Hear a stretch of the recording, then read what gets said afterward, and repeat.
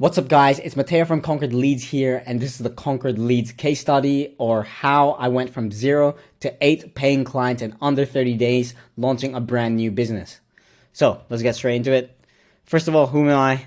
My name is Matteo Banzon. I currently live in Australia. In the past 18 months, I've ran 2 marketing agencies, one of them being a lead gen marketing agency for real estate agents using Facebook ads, and the other being a cold email lead gen agency for B2B companies. So I started both of these agencies by myself from scratch, and I've learned a lot since starting them. Here are my best social media profiles and my best YouTube videos. Cool. So the result of this case study is, how I went from 0 to 8 paying clients in just under 30 days launching a new business. It took me around 5 days to launch the business from the idea, so speed is very key. I booked exactly 42 calls and 31 showed up, which is a 73.8% show rate and a 25.8% close rate. I did so with my cold email agency, Conquered Leads, that serves B2B companies, mostly marketing agencies. So those 8 clients were just from launching my new business, Conquered Leads, but I was still running my real estate lead gen agency at the time, fulfilling those clients, and even took a few sales calls and even signed 3 new clients, which was one company of 3 real estate agents, but you get the point. So the goal of this case study is, by implementing these things, you can learn how to convince complete strangers to buy your stuff at scale. You'll be able to send 1,500 cold emails per day to your ideal clients, landing in their inbox and presenting them a no-brainer offer that will get them to book a call with you and even eventually turn into a client. So, table of contents. Each of these contents have subcategories, but basically it's part 1, the best infrastructure, part 2, making a no-brainer offer, part 3, hyper-targeted list, part 4, compelling scripts, part 5, sales. So the 4 main problems for all businesses is, number 1, not enough leads. Number 2, relying on referral/network. Number 3, there's a high competition in saturated markets. And number 4, there's difficulty in reaching ideal clients. So you have to solve these problems if you want to make a lot of money. And I knew this going in because I've seen it happen many times before, as well as in my first business, right? So number 1, not enough leads. A lot of businesses will get 1 lead per day, maybe 1 lead every few days, which is terrible. So although it's obvious to get more leads, here are the reasons why. Number 1, when you don't have enough leads, you're desperate and needy and people can sense it. Number 2, when you don't have enough leads, you're prone to lowering your prices and attracting bad clients. Number 3, when you don't have enough leads, you are not confident enough to invest in hiring good people that could help you. And you normally have to settle for low quality people and overseas virtual assistants as an example. However, the opposite is also true. Number 2 is relying on referral/network. A huge problem that 99% of businesses face is that all of their clients come from referrals or networking. Although there's nothing wrong with that, this maxes out at some point and it is largely out of your control. You need to take your future into your own hands, and that means setting up cold traffic acquisition systems, right? So don't fool yourself into thinking you're currently have a great offer or you're a great salesperson if you've only been selling to referrals. So the big problem that people face, it's a big problem, right? And they think everything about their business is much better than it is just because they only sell to referrals. So number 3, there's a high competition in saturated markets. So this is super common. Most businesses provide very similar services. While the end goal may be the same service, you must approach leads with a completely different mindset. So business owners are tired of getting burnt by bad agencies, and the only way to differ yourself is to go above and beyond to do what no one else is willing to do. So you need to stand out in a sea of clones because you won't get results copying everyone else. Number 4 is difficulty in reaching ideal clients. So when doing marketing and lead gen, there are so many ways for your ideal clients to avoid you. For example, if you post on social media or run social media ads, but your ideal clients don't use social media ads, maybe they're really old and they just don't have it, you can't reach them. So if you run Google ads and your ideal client has an ad blocker, you can't reach them either. And if you cold call businesses, but they have a highly trained gatekeeper who is trained to not accept your cold calls, then you can't reach them. So the roadblocks to reach the decision makers of your ideal clients are getting harder as time goes by.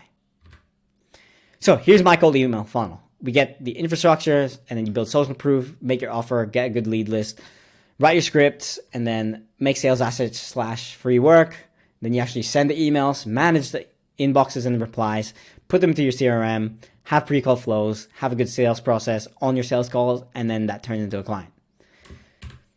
However, the average cold email funnel that most businesses do, if they do it, is just like this, a manual email, and they hope to get a client straight away, right?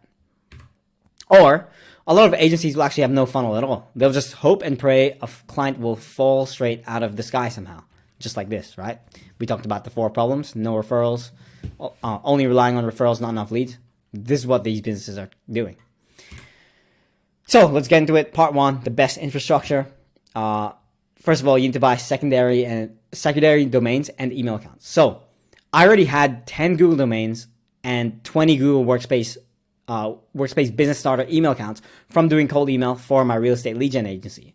So this was very helpful because I had, as you find later on, you need to warm up new email accounts for at least 2 weeks before using it to launch a cold email campaign. And I understood that I couldn't send 500 emails per day on just one account, not even warmed up, and I would get flagged and blacklisted. So in order to scale and to launch this new offer really quickly, I just used the domains and email accounts I already had, right? Next is DNS Record. Again, this was already set up since I used the same domains for the first agency, but I double checked that SPF, DKIM, and DMARC were at least set up, which they were. The only thing I had to change was the website forwarding URL from my first agency to the new one. So that's just, simple fix. But I didn't care that the name of the domains were actually the name of my first agency. As long as it redirected to my new one, that's all that mattered. And at the same time, like, the username itself was Matteo. So, it's pretty congruent in that sense, but not the domain name itself. But didn't care. Just wanted to start ripping cold emails ASAP. Next was the email warm-up. So all these email accounts were warming up for around 4 months at this point. So it had 100% reputation this whole time. But if I bought new domains and email accounts, I'd have to wait 2 weeks. But it was good that I was able to launch straight away, right? That wasn't an issue. And then next is the sending tool. So I used smartly.ai for my first agency to do cold email to cold email real estate agents. But so I didn't really have to change anything. And all of these accounts were connected and already warming up. All I had to do was make a new offer, plug in a new lead list, and set up new campaigns for the new agency. So the next thing is an all-in-one platform / CRM. So to run my entire business for my first agency, I use the best all-in-one platform CRM there is, which is Go High Level, which I'm sure you guys know. But this included email plus SMS, pipeline management, websites, automation, calendar, and many more.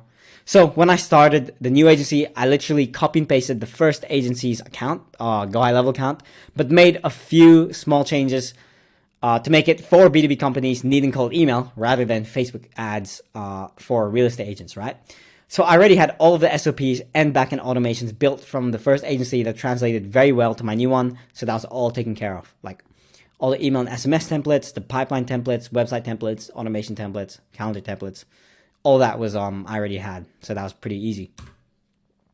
Next was making a landing page and video sales letter. So I spent dozens of hours making changes to my landing page and VSL on my first agency. Probably too much to the point where I was literally procrastinating. I knew that I needed to send more emails or do more cold calls, but I was like, maybe I should make my website pretty, right? When I was just wasting time. So I always tried to be a perfectionist when it came to that stuff.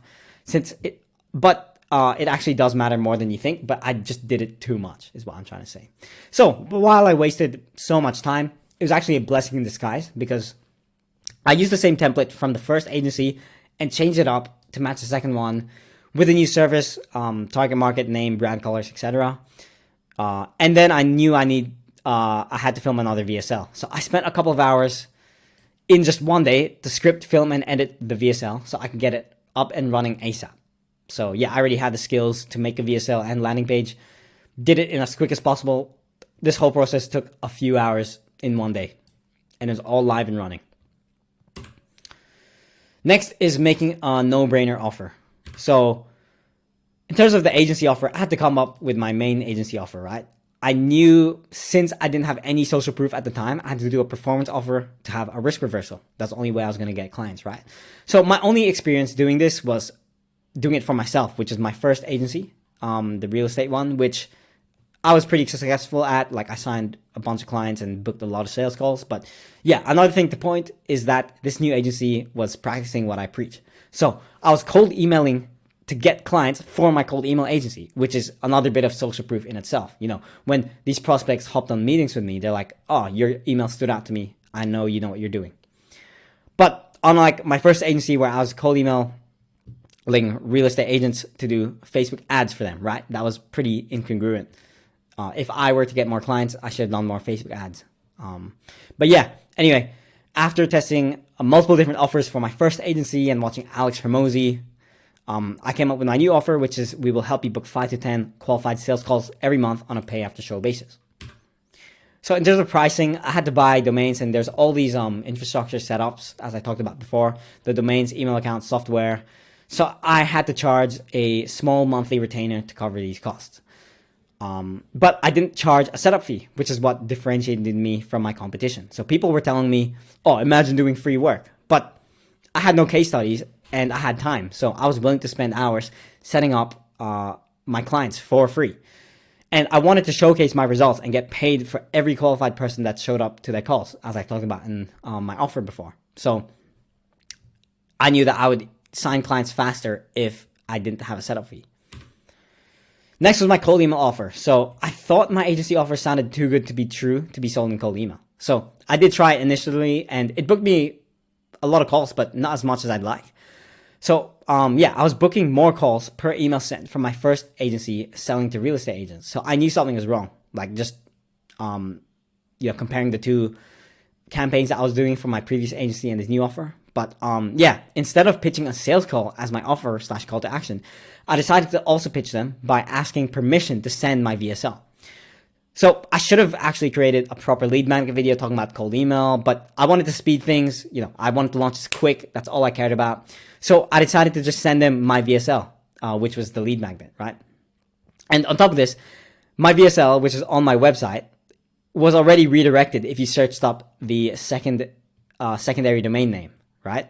So chances are they already saw it, but I asked them permission to send it again anyway, which is just my website. It wasn't anything special. If you searched me up on my profiles, this is what would come up. But anyway, pitching my VSL as a lead magnet drastically increased my cold email positive reply rate and increased my emails sent to call ratio, right?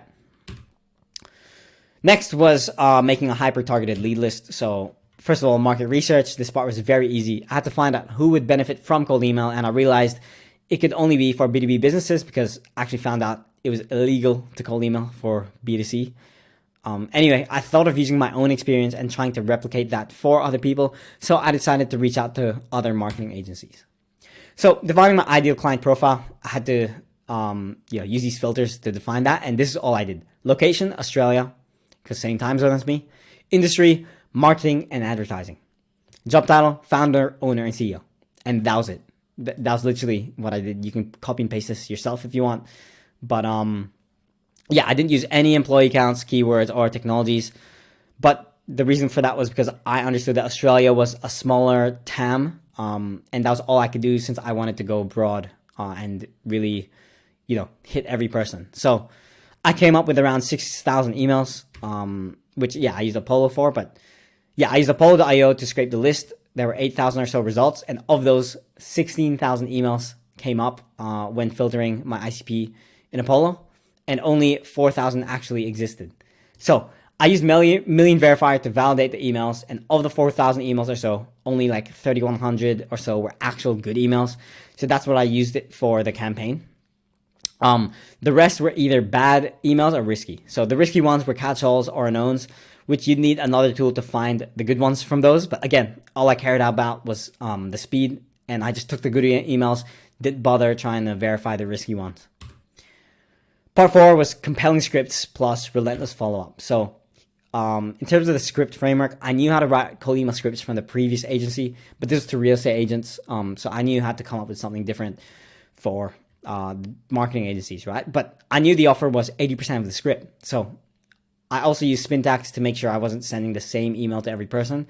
But using the framework from my previous agency that got me the best results, here's the main script that I came up with, the rest being variations of this. So, hey, first name, notice you're the job title of company name.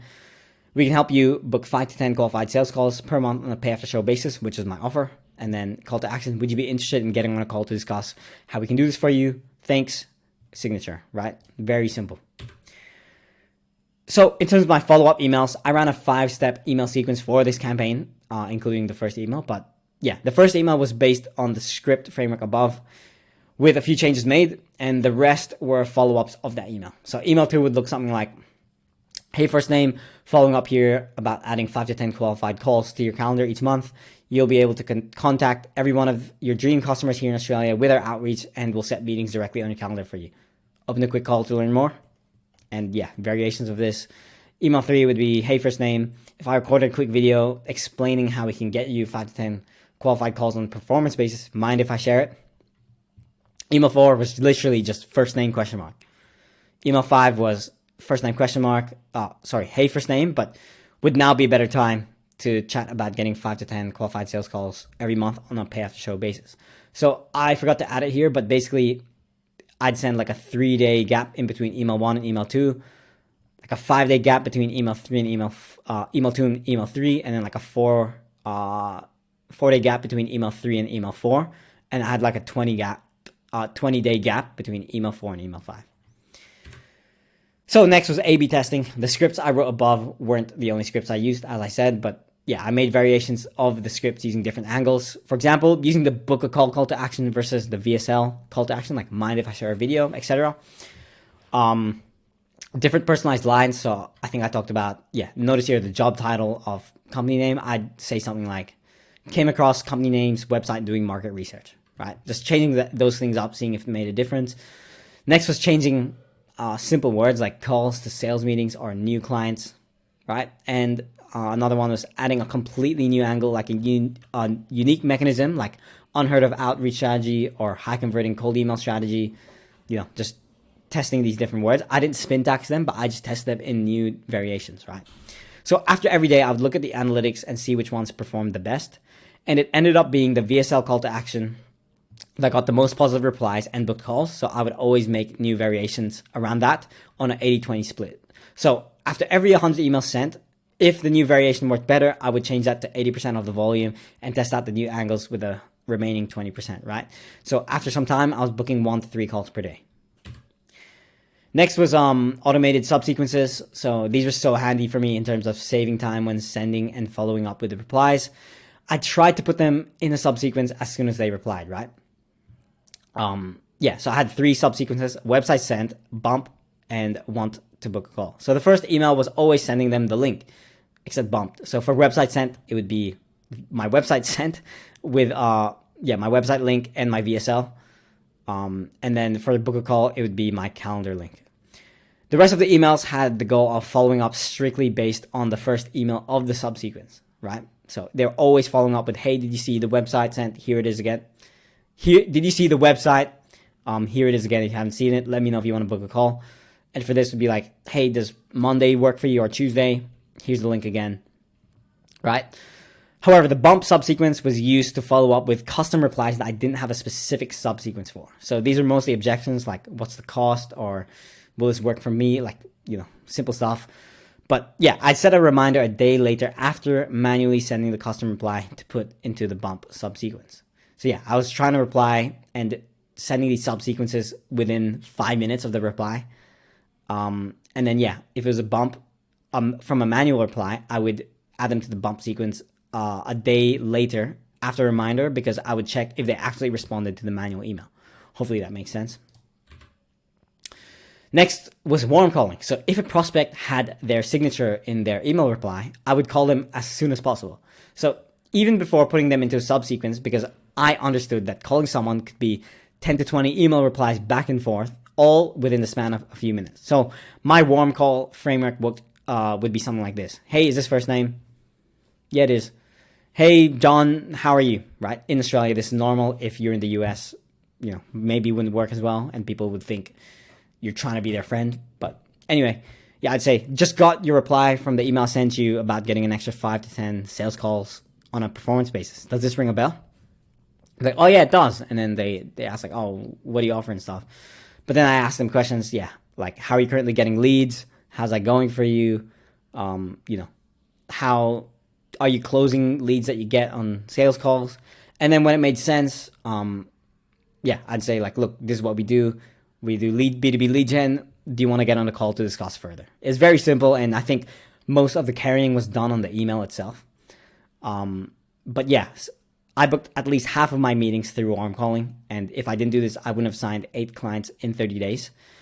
But yeah, my tips for warm calling is just like sending emails, like respond as soon as possible, ideally within 5 minutes, because you'd be surprised how many, responses I got from the calling where people would be like, wow, you're good. Or like, wow, that was quick. Like, because they're super warm. The longer you wait, they're going to get colder, right? So part 5 is sales. So first of all, pre-call flow and reminders. When someone booked in, whether they did it through the link or told me via email, it's like, hey, I can have a chat with you Monday, 9 a.m. Send me a calendar invite, right?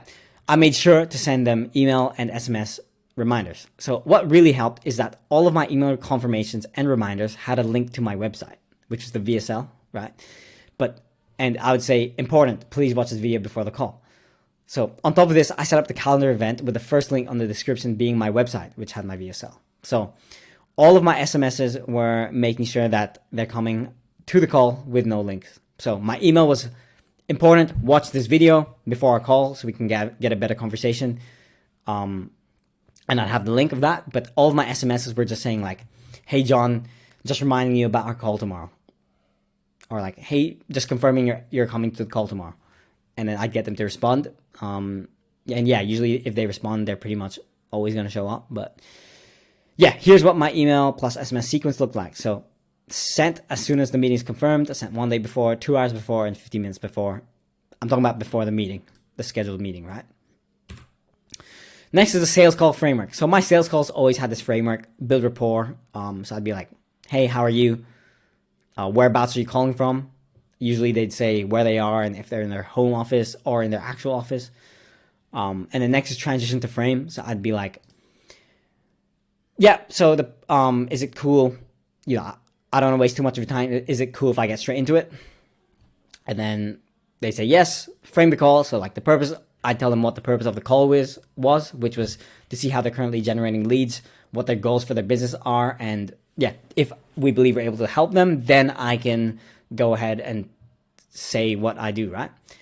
And then yeah, I talk about their current situation, like how are they currently generating leads, how's that going for them, what have they tried in the past, all that stuff. And I talk about their goals, like where they want to be, how many leads they want to get, like how many clients they want to sign, what's their vision for the business. I talk about their cost of inaction. So like what happens if you don't make a change and don't get a lead gen system? What happens if you continuously relying on referrals forever? Like, are you going to grow the business? And then yeah, once I think they realize that they need this enough, then I transition to my pitch. So I'd say like, okay, based on what you said, looks like you do need cold email lead gen. By the way, the reason for asking this is because I only do the lead gen, but I knew my clients have to actually close their clients from the leads I generate them from the sales call. So yeah, if there was no goals or there wasn't a really need for more lead gen, they're happy where they are, then I know they aren't gonna do their best trying to sign clients from the leads I generate them. So they'd be a bad client. So that's the reason why I asked that. But yeah, anyway, going back, then I'd pitch them. So I'd talk about my 3 pillars, which I'll talk about here. But basically, after the pitch, I'd objection handle. Usually it'd be like, a partner, they need to talk to their business partner, or they need to think about it. And then, it could be a money issue. Maybe they don't think cold email would work for them. And then go into the sale. But yeah, in terms of my pitch, which I talked about here, I'll talk about my 3 pillars, which is planning, setup, and launch. So this is what I do as my service. So planning would be the onboarding form and onboarding call. Number 2 would be setup and launch, which is the lead list, the offer, the script, software/backend. And number 3 is optimization, continuous A/B testing, as well as coming up with new scripts, trying different offers and all this stuff. Yeah, lastly, follow-up. So I can't remember from the top of my head, but I think only 2 or 3 of those 8 clients that I signed were 1 call closes. So the rest were 2 call closes or more. So yeah, if I couldn't close them on the first call, I would always get them on a follow-up call, then ask questions about what they need to think about. Because usually it'd be like, oh, they need to think about it. And then, yeah, I couldn't handle that. So then they'd go ahead and think about it. But I'd ask them, okay, what do you need to think about just to get a better idea? Then they tell me, I'm like, okay, let's have a call next week and we'll touch base. And I can answer any last questions you have. Yeah, so that kind of how it went. Something to add is also I sent the same email and SMS reminders as the first calls to make them show up, right? And yeah, as I said, usually it was a think about it objection that I couldn't handle at the time.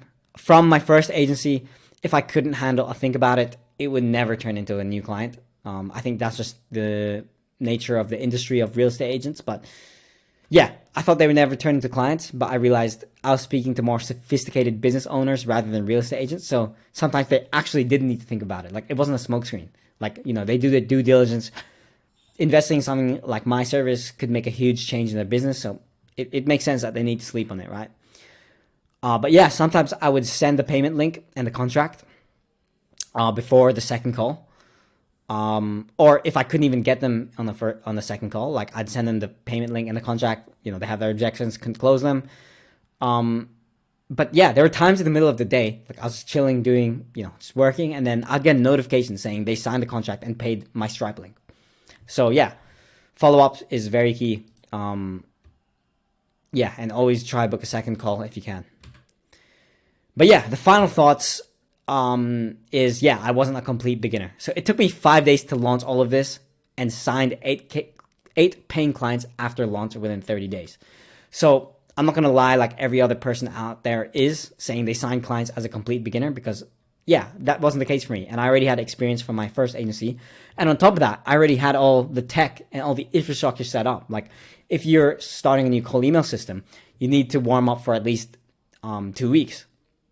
And on top of that, you need time to make a good website, a VSL, you know, maybe even register business name, make your offer, like everything, right? Everything, logo, like that took me less than 5 days to launch all of this.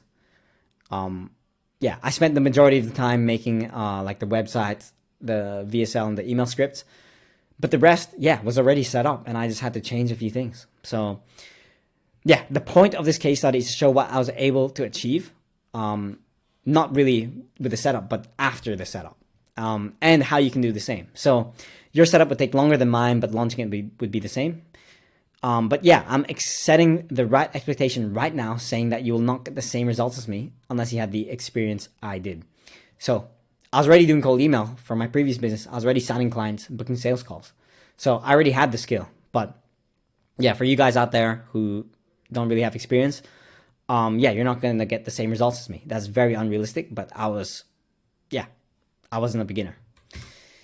So the final numbers was, yeah, email sent like 11K plus, lead list of 3,100 plus, I had like 380 plus replies, which is like I think like a 12% or 13% reply rate, which is like very good compared to the industry standard.